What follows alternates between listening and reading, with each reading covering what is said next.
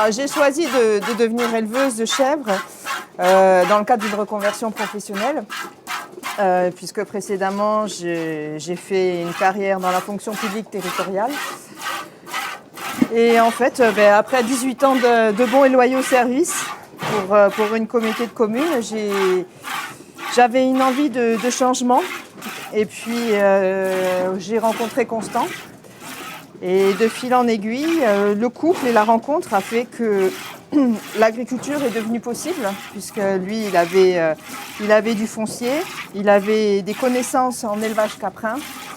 Et moi, tellement passionnée par les animaux depuis toute petite, que l'opportunité pouvait devenir réalité.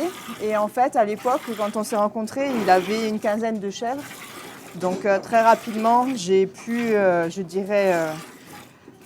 mettre les mains dans le métier à toute petite échelle.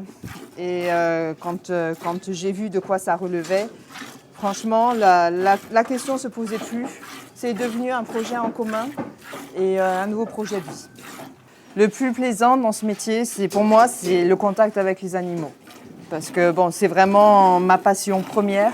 Donc c'est de pouvoir vivre avec elles, même si ce sont des animaux de rente. Je dirais, on est là pour exercer un métier, et le métier d'éleveur, et c'est elles qui nous permettent d'en vivre. Mais le contact avec l'animal est vraiment primordial.